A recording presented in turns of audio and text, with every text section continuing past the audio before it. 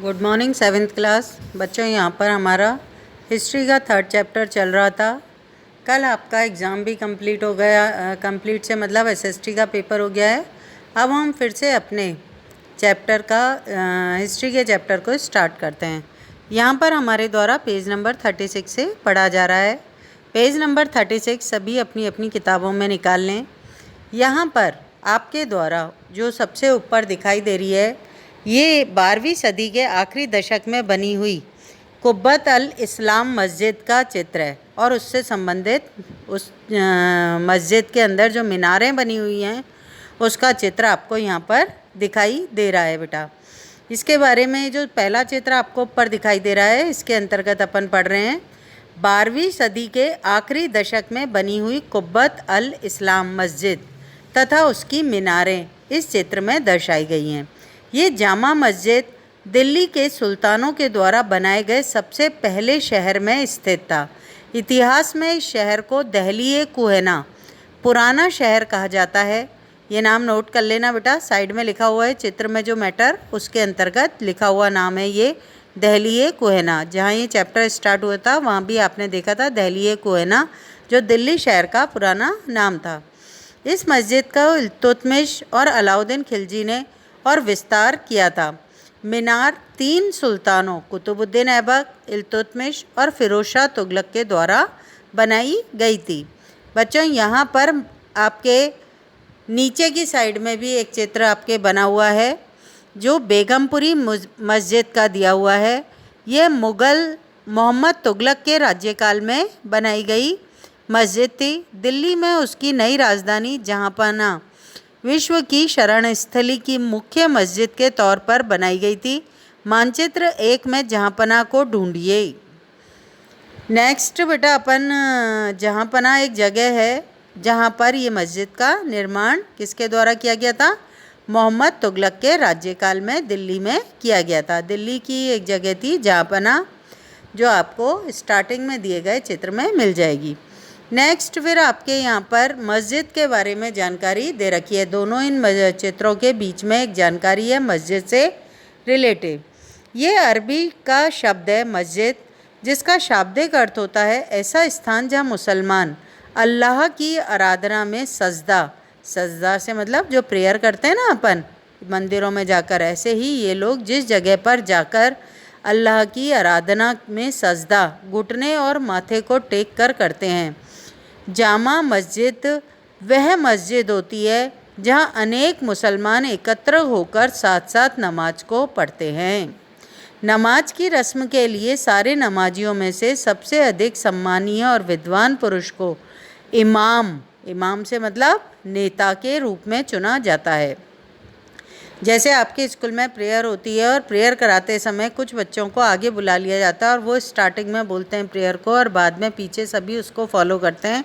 इसी तरह से इनके जब एक साथ नमाज मस्जिद में बोली जाती है तो उस नमाज की रस्म को अदा कराने के लिए सम्मानीय और विद्वान पुरुषों को नेता के रूप में चुन लिया जाता है और उनके द्वारा ही जो होती है नमाज के दौरान धर्मोपदेश और खुतबा जो होता है उसको पढ़ा जाता है।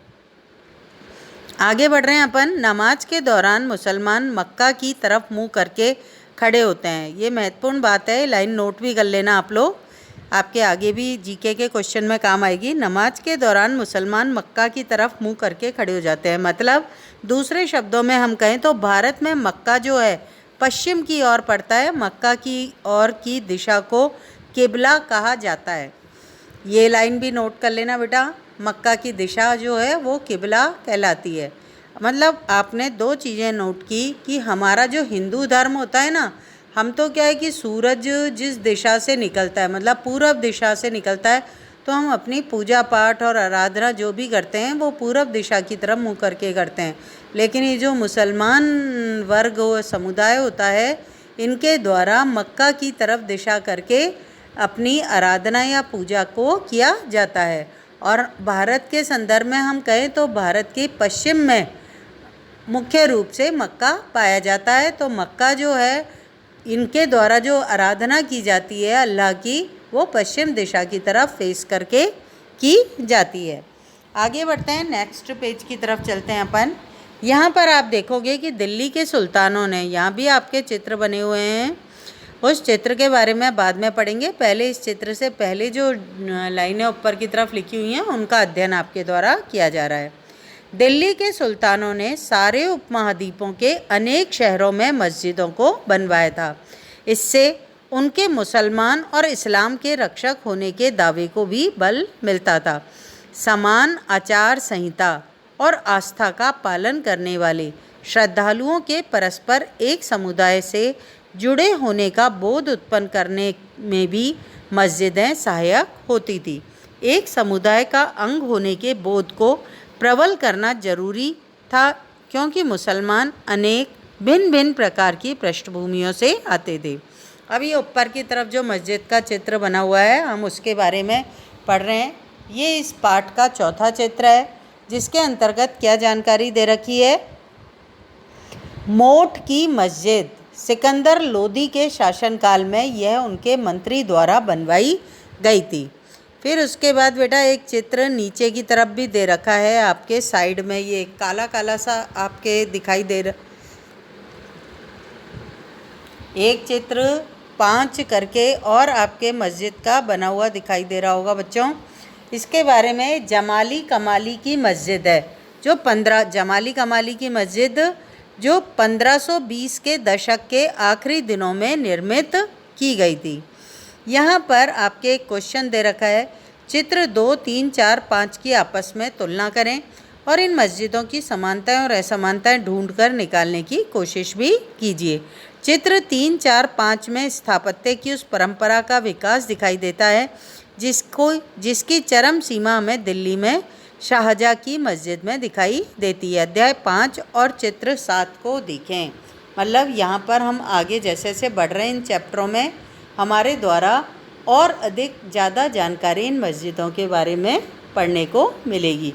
जब हम 5वें चैप्टर में शहंशाह शाहजहाँ के बारे में पढ़ेंगे तो वहाँ पर उसके द्वारा बनाई गई मस्जिद में हमें इस कला के बारे में ज़्यादा विस्तार से जानकारी की प्राप्ति होगी बेटा। आगे बढ़ रहे हैं अपन। खिलजी और तुगलक वंश के अंतर्गत प्रशासन और समेकन, नज़दीक से एक नज़र।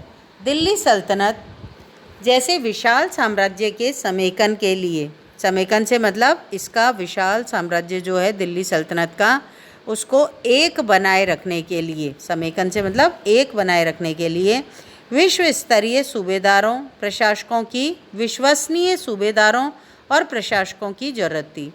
दिल्ली के आरंभिक सुल्तान विशेषकर इल्तुतमिश सामंतों और जमींदारों के स्थान पर अपने विशेष गुलामों को सूबेदार नियुक्त करना अधिक पसंद करते थे। इन गुलामों को फारसी में बंदगा कहा जाता था। नोट कर लेना बेटा इस लाइन को। ये जो शासक थे ना इल्तुतमिश, सामंतों और जमींदारों के स्थान पर अपने विशेष गुलामों को सूबेदार नियुक्त करना अधिक पसंद करते थे। तभी तो हमारे 12वीं शताब्दी में गुलाम वंश की स्थापना भारत में स्थापित हुई थी। इन गुलामों को फारसी में बंदगा कहा जाता था। इन्हें सैनिक सेवा के लिए खरीदा जाता था। उन्हें राज्य के कुछ बहुत ही महत्वपूर्ण राजनीतिक पदों पर काम करने के लिए बड़ी सावधानी से प्रशिक्षित किया जाता था। वे चूंकि पूरी तरह से अपने मालिक पर निर्भर होते थे, इसलिए सुल्तान भी विश्वास करके उन पर निर्भर हो सकते थे। बेटा आज अपने द्वारा यहीं तक अध्ययन किया जाएगा। थैंक यू बेटा।